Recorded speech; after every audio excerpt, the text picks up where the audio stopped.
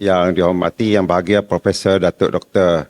Shahrin Sahib, Vice Chancellor Universiti Teknologi Mara, yang bahagia Datuk Baizawi bin Cik Mat, Chief Executive Officer ECARDC, yang bahagia Profesor Emeritus Tan Seri Dr. Anwar Ali, former Vice Chancellor of OUM and UKM, Yang Berusaha Profesor Dr. Ahmad Ismail, President Malaysian Academic Association Congress MAAC, Yang Bahagia Profesor Datin Dr. Suzana Sulaiman, Deputy Vice Chancellor Academic and International UITM, Yang Berusaha Profesor Tahun Planner Dr.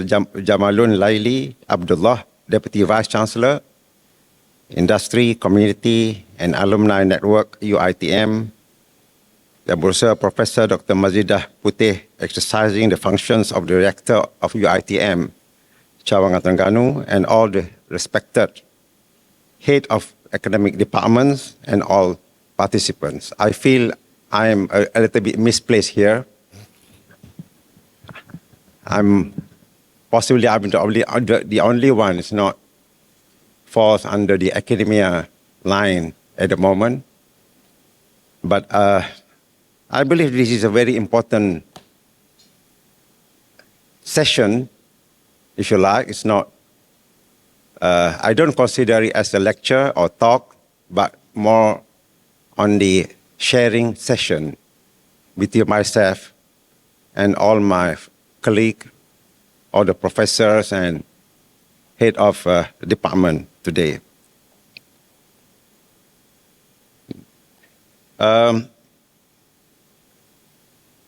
First of all, I would like to say thank you very much for the invitation. Terima kasih di atas jemputan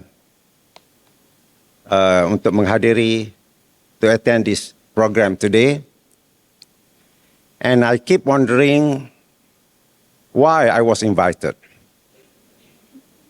Because I think possibly the organizers was mixed up between myself, the former head of department from one institution somewhere, and myself now. Probably if you want to click to the next slide. Yeah, next one. No, previous one. Yeah, that was the head of department that I'm talking about. So probably you invited this individual to attend your program today to give you lectures. But he wasn't the head of department now, and I'm a different person than him. So probably for those who are wondering, that was me. Many years ago when I was the head of department and appearing in Asturawani and whatever things you are mentioned just now. So I would consider myself as a new person in front of you today, just to give my insight of a very important topics for your conference, head of department conference. Can you move on to the next slide? So before we proceed any further, one couldn't stop to remind ourselves on the job and responsibilities of an academic staff, which is your original position and roles when you started your venture in the university. Each one of us here, when we received the first offer letter to join the university, you started yourself as an academic staff, whether as a tutor or as a lecturer. And along the line, you climbed the role to a more challenging part in this venture. As a new lecturer, senior lecturers, senior lecturer, associate professor, and so on and so forth. And together with that, you climb other line of work apart from your original function as a lecturer. And of course, if you look at the whole things, whether your role as a head of department or your role as a lecturer, at the backdrop and the challenges of things, on things which is their role of each individual present here in terms of your sasaran kerja tahunan, your SKT, as a lecturer that you need to fulfill, even though you are still deans or head of department or whatever, you need to fulfill your basic and fundamental responsibility and role in your SKT, sasaran kerja tahunan. And with the problem that we are having now, I believe it was my problem during my days in the university, teaching in the university, with the perpetual changing of goalposts. I think same lecturer, they will say the same thing about changing of goalposts for your SKT. Last 5 years, possibly you need to write or produce or publish journal publication in the certain referee journals and with a certain numbers. After a couple of years, when you prepare yourself for the associate professor or professor, and suddenly the goalposts change from 5 to 10, 10 to 15, and so on and so forth. I wouldn't know whether you still have the same challenge now as compared to in the past 20 years, but I believe it's still the same. Is it? Still the same. And bear in mind, throughout the journey as a lecturer or head of department, whether in the past of 20 years ago or now, you still need to endure the different environment in each institution, in each faculties, department. Different universities, they have different cultures of dealing things. Even with the same umbrella under UITM, for example, you possibly have, let's take one specific example of engineering faculty. Engineering faculty in Bukit Besi, possibly you have a slightly different culture than engineering faculty in UITM Shah Alam and the rest of the countries. And same goes with other fields of studies.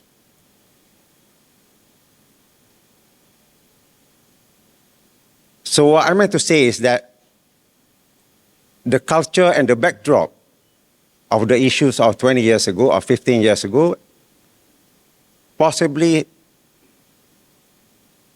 it's not the same as we are in today, or possibly same, I don't know. So what I'm trying to explain today will be based on the backdrop of 15 and 20 years ago.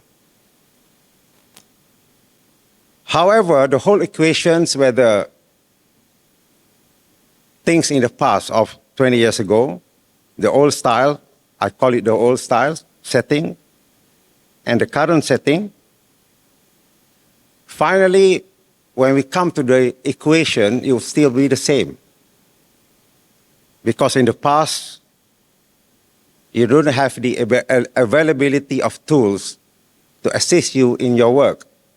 You don't have artificial intelligence tools. You don't have any specialist apps to assist you in your role as a lecturer or head of department in the past. But you have it now with a different challenge and problem you need to solve. So at the end of the day, even though the backdrop in the past of 20 years ago was different, now you have everything is nitty-gritty with all this AI, all this with MedSource and so on. And things, probably solving things getting much easier compared to 20 years ago. But you have a different set of students as compared to 20 years ago. So at the end of the day, the whole equation, you still have the equilibrium of equations, things in the past and things which is now. So I would like to summarize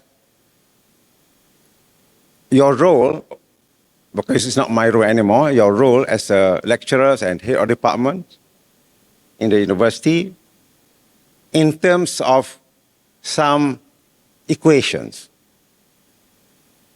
Of course, it is unverified and uncontested equation. I believe there will be some mathematicians from mathematics department here, but yeah, I mean, can we move to the next slide? So this is my equation. It's not somebody else. It's not Laplace transform or Lagrange equations, not Bernoulli equations. It's my equations. I made it specially for you. Can I have a glass of water, please? Can I have a glass of water? So I would like to summarize the function of sigma on the left, t equals to, from 0 until infinity, that represent from our birth until the end of our life. T equals to 0 from, yeah, the summations of sigma, L represent our life. Debor saya debor lagi. Okay. Bismillah.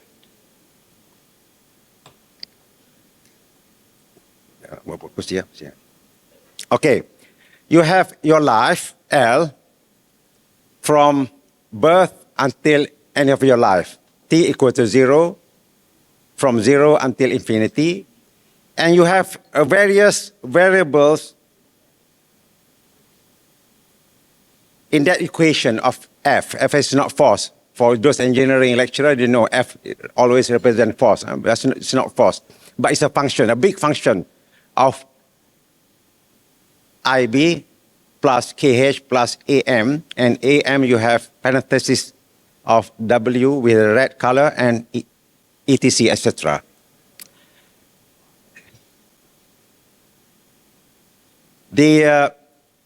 Our life is a function of ibadah, IB, the ibadah. It's a function of KH means your responsibility as khilafah. Okay, this put it aside. Ibadah and khilafah, your responsibility. And amanah, AM, and with that you have W and etc. W particularly for your work. This is your responsibility. So you can, as I say, this is unverified and uncontested by anybody. If you look at the whole thing of your responsibility between ibadah, khilafah, and amanah you have W plus etc. Etc. means anything under the sun. Your responsibility as head of department or lecturers or in the university will be represented by that W, but not that W. That is capital letters W. So we can move on to the next slide. Okay. This looks like slightly more complicated. I have reason to do this.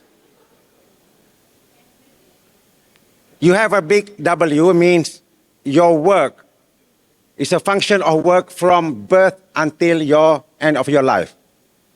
And I believe throughout your life storyline, from birth until your end of on your final day, possibly some of you, they work in the university from day one until end of your last breath.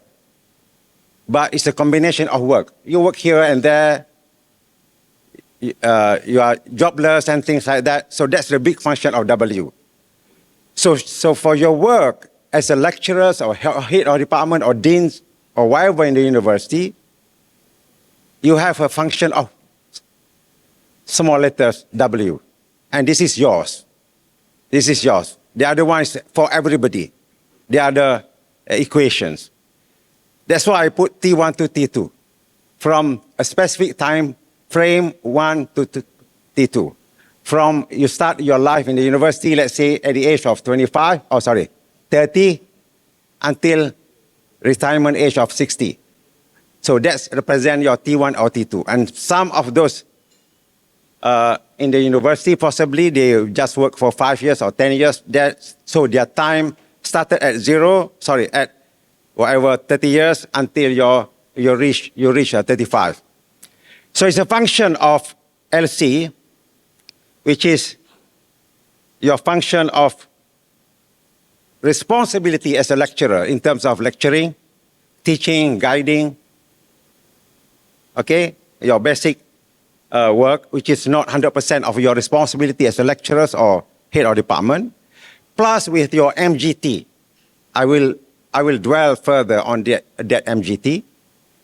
And plus with RPs. RPs are research and professional services. Okay? Plus with your CS, your consultations. And PSV, your public services. So it's a function of time. That's why I put DT there. So you can see the whole spectrum of that integral represent your responsibility as a lecturer, but at the same time, your job spec requires for you to do teaching, lecturing, MGT, your research, your professional services, and your consultation, public service, and so on and so forth. That's more or less about the whole work or your responsibility as a teaching staff in the university. Not all of us or your colleague somewhere, lecturer, they have that MGT. So the topics for today's presentations is related to head of department, and that's where your MGT play their role. I will explain that.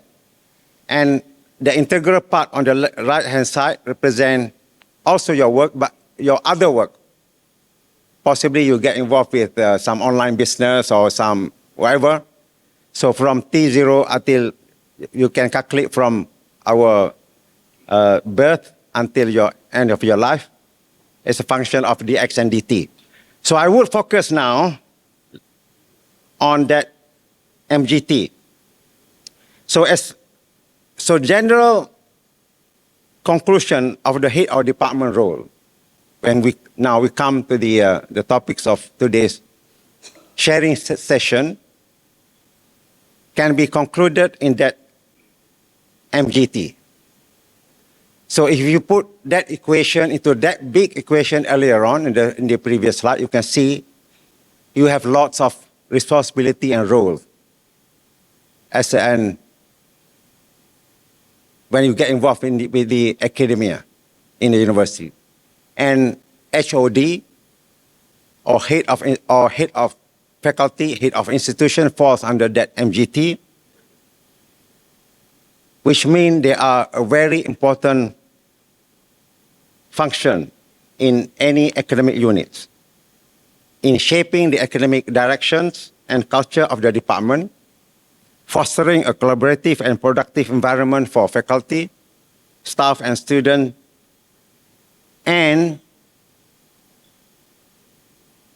now become more important to the parents, guardians, and sponsors as compared to in the past 20, 25 years, I believe. 20 years ago, possibly the parents send their students, their children to university, just like that. I mean, get on the bus and just you handle yourself in the university. But now the parents go to university, they talk to the faculty, they talk to the lecturers, they want to follow everything. So that becomes your another challenging part as a head of department.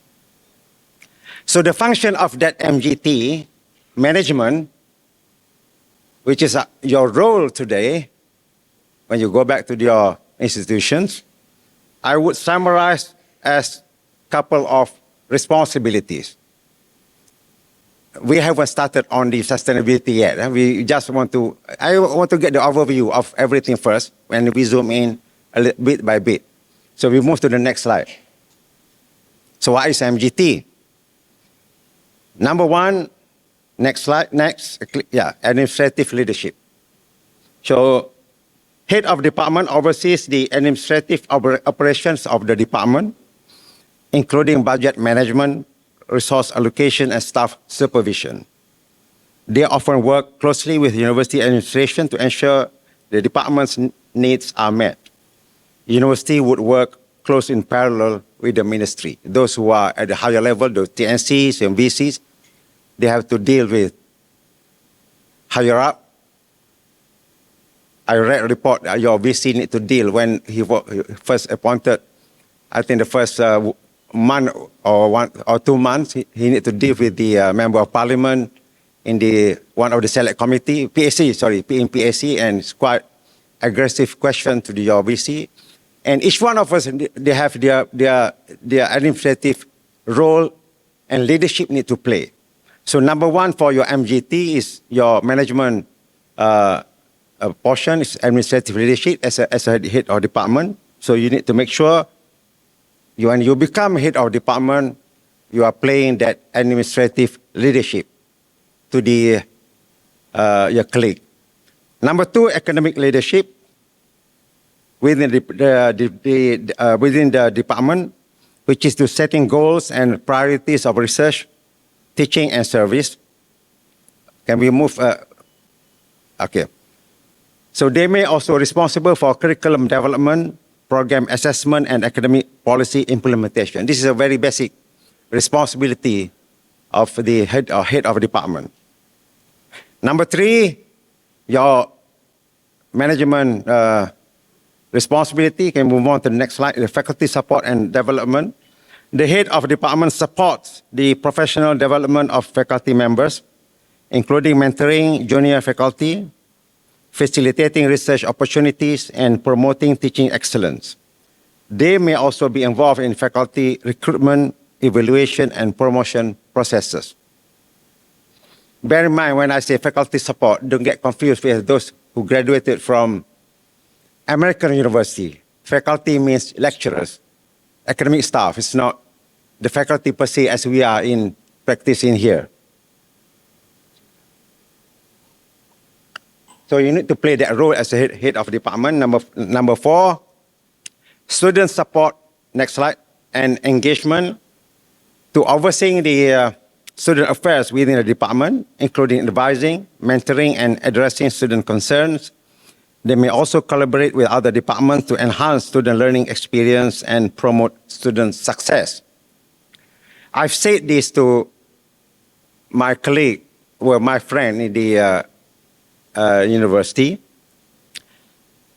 One of the trends, which is it's not healthy for our students now, this, if we compare students nowadays compared to the, not 25 years ago or 20 years ago, but 5 years ago, the resilience of the students, they are getting diminished, and this is something that we need to look at it carefully and seriously.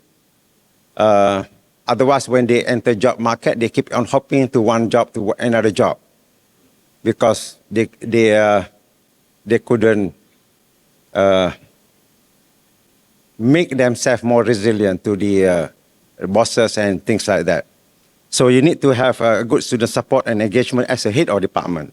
Number five, I'll go quite quickly. External relations. This is all you know, that head of department often represent the departments to external stakeholders, including industry partners, alumni, and professional organizations. You need to cultivate the relationship to support fundraising efforts, collaborative research project, and internship opportunities for students. And number six, strategic planning. Participate in strategic planning processes for the departments and contribute to broader university initiatives. So this may involve identifying opportunities for growth, addressing challenges, and ensuring alignment with institutional goals and priorities. Number seven, promotion of diversity and inclusion. I'll go quickly for the number eight, compliance and accreditations. So this is all more or less the responsibility as a head of department with the some allowance of head of department. I'm not sure now. Allowance Panadol. How much is it now? All right, I still remember during my time it's about 700 ringgit. Same, sama. Somewhere. Okay. So this is your 700 ringgit allowance. You might say this, why 700 is not worth it for the whole thing that you need to do, especially the compliance and accreditations, and includes in the compliance your curriculum review that you need to look at every now and then, every 5 years or 6 years, every cycle of the academic program. So you can see the burden to yourself as a head of department. Meaning to say, when you are exercising your responsibility or your role as a head of department, you cannot work alone. You need to work with other head of department and other faculty members and other department members. And this is where sometimes become the problem with the office politics. You know, there are people in our department who are really want to focus on their research and publications and presenting papers. Somewhere they don't want to get involved with some administrative issues. And, but you also don't want to get involved with administrative issues. You want to focus with the research, publication, because that's mostly when it comes to promotions, professors, Professor Madia and professors. But someone needs to do this job. So that's why I think it's very importantly for any of the department, they need to get support, assistance from your department members. How you will be able to achieve that? I mean, you know best your colleague in your department. Okay, now we come to the topics of the sharing sessions. I would focus a little bit on the values and sustainability, which is in the next slide. So when we say sustainability, I think more or less you are very familiar with this. We always want to look at sustainability in this spectrum. So you have environment, life, earth, and whatnot, everything in there, the people, the profit, the planet. You have the green, recycle things. This is what we always meant, the sustainability. But when we come to the department, there will be possibly something else. So now I would dwell on the issue of values and sustainability. So I do really hope that we will not get ourselves confused with the Sustainable Development Goal, or SDG or ESG, which is the environment, social and governance, for a company or any other entity than for academic institution. Bear in mind, each one of us in here, we are in the academic institution, not a company. So we are comparing apple with apple. We cannot compare apple with durian. The objective for the sustainability for the company might be not the same as university or department. That's what I mean by you cannot compare with apple with durian. Their goals and objective of that entity compared to your institutions, function and dynamic responsibilities are different altogether. So if you briefly look at the Sustainable Development Goal, briefly, which is the United Nations, this is on the bigger scale, not your department yet. The United Nations 2030 agendas for sustainable development include a set of 17 sustainable development goals, aiming to create a sustainable future for all. It calls for cooperation from governments and private sectors, civil society, and individuals to work together and do our parts to build a better world. For the state of Terengganu, I just want to tell you a little bit. In our own capacity, and similarly, I believe UITM in Dungun or UITM itself, you are trying yourself as hard as possible to get involved with the SDG things and EDG to contribute to the United Nations 2030 agenda by participating in the call to action to address the 5 critical areas of importance identified, which are people, planet, prosperity, peace, and partnership. However, in terms of SDG and ESG, I think I explained it somewhere before. As an academic staff, as a lecturer, I believe we cannot just accept whatever mingling around on the SDG and ESG. So I give my take on the SDG and ESG in general. Number one, the problem with we have some practical issues with SDG and ESG, and I only explain in this forum for you. It's not outside, because people get confused otherwise. Number one, the problem with SDG and ESG, lack of universal adoptions. Although the SDGs were adopted by United Nations, not all countries have fully embraced or integrated them into their national policies and strategies. I mean, those who are living in Africa, they have different priorities in life compared to those who are living in the West. Not Africa, in here, in Malaysia, we have different priorities, different goals, different set of standards, different issues altogether compared to our clique in Europe or in Japan. Number two, limited resources and funding. When you talk about SDG and ESG in particular, and you want to implement it in the universities, as per SDG and ESG, surely it will take some portion of your budget cake in the university. So we have issues with the limited resources and funding because it requires substantial financial resources for successful implementation. So the first question you need to ask, how many percent of your budget need to be allocated to those SDG and ESG to make it worth it of the effort? Would that become your priorities at the moment? Which one is your priorities in the department? Probably different faculty or different UITM campus, they have different priorities.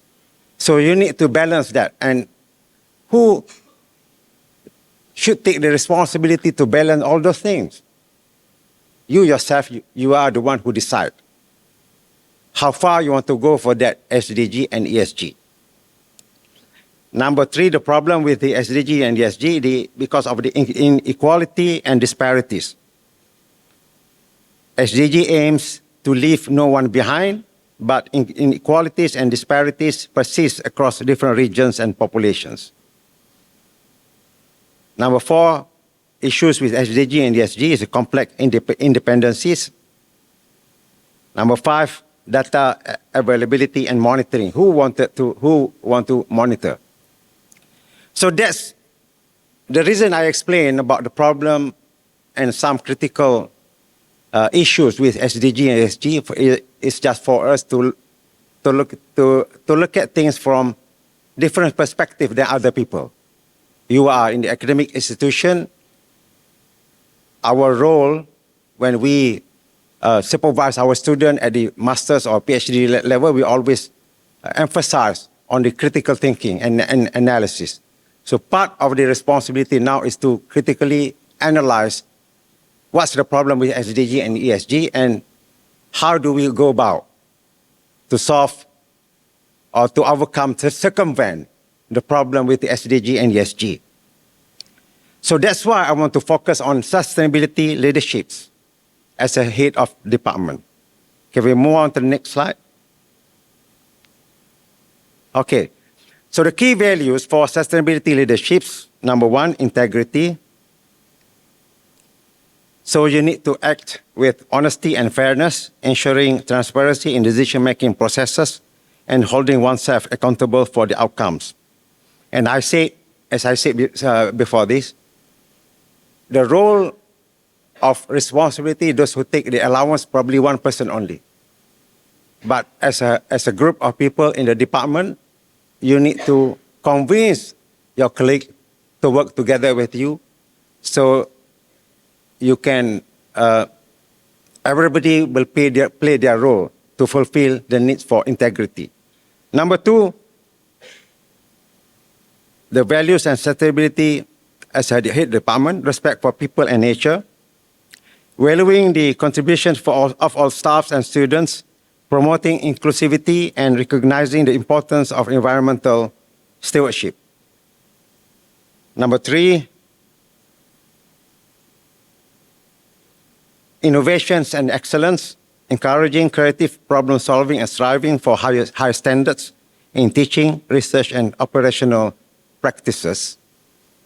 And sometimes it's not the role of a head of department alone. This is, you need to work out together with the deans, your TNCA, who will guide you with lots of tools and ways. I'm not sure in UITM, but when I was in the university before, we come across with those outcome-based learning, outcome-based education. And for those in the engineering faculty, you have a different set of responsibility to fulfill the Washington Accord, for example. So different faculties, they have different priorities and different perspectives they need to fulfill. So head or department need to look at from that perspective. Number three, the innovation and excellence, encouraging creative problem solving and striving, I think I explained before. Number four, collaboration, fostering teamwork and partnership within and outside the institution to enhance sustainable practices. We are living in a complex world, but borderless. It's very complex, but borderless. So think in the past, probably 20 years ago, the collaboration issues probably is not the same as the collaboration issues as we are now in today's world. So you need to extend it further and do your outreach as far as possible. And number five, responsibility. The key values for sustainability leadership and responsibility, to acknowledge the department's impact on society and the environment and taking proactive steps to minimize negative consequences. And this is one of the roles that you need to get involved with the publics. I mean, those who are in the biotechnology or agriculture department or faculty probably is quite straightforward for them, or in the business schools, quite straightforward for them to get involved with the community as part of the responsibility for sustainability. But for those who are in pure science, for example, or mathematical department, probably slightly, yeah, still can work with the Jabatan Pendidikan, for example, to assist our next generation of students. So what are those strategies to embedding sustainability in leaderships? Can we move on to the next slide? The strategies. This is the last bit of my sharing session. Number one is the curriculum development. To integrate sustainability topics across all courses and programs. So you have, well, it goes back to the lecturers. I mean, probably when let's say we don't have that kind of curriculum review, we are still using the old curriculum, but inside the topic of 14 weeks of teaching process, you can include things that related to the sustainability inside your teaching process along the way. Number two, research and scholarship. Encourage research project focus on sustainability challenges. And the next one, the slide, yeah. Secure funding for sustainability-related research and disseminate findings to a broader audience. yeah, you need to disseminate your findings to broader audience, not just looks very rosy and beauty on a piece of paper of journal publication, reference journal, or you can go up to, let's say, the Science Journal or Nature with a higher citation index. But at the end of the day, the public knows nothing about it and they cannot appreciate anything on your publication. So you need to do more outreach to the general population, to the broader audience. Number 3, the operational practices. Implement energy efficient practices in departmental facilities, promote waste reduction, recycling, and sustainable procurement. Okay, this is quite easy for you to do, to implement. Energy efficient practices in department facilities, and you can monitor. I mean, if you want to implement this kind of things, for example, you need to monitor the progress. What are the savings you have on the first month and the second month, and compare, and you can be. This is your achievement for your sustainability practices. Number 4, community engagement. Collaborate with local communities and organizations on sustainability initiatives. Encourage staff and students to participate in community service related to sustainability. Number 5, professional development. Provide training for staff and faculty on sustainable practices and leaderships. Foster a culture of continuous learning about new sustainability trends and practices. So this is one of the strategies, those 5 strategies for you to implement the sustainability as head of department. And I said for this, I want to say to emphasize that this is not just the role of head of department.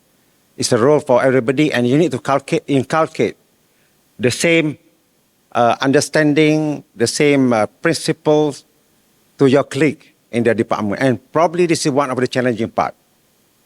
You call your colleague to discuss about this kind of thing. They say, "Oh, will this be calculated in your promotion exercise?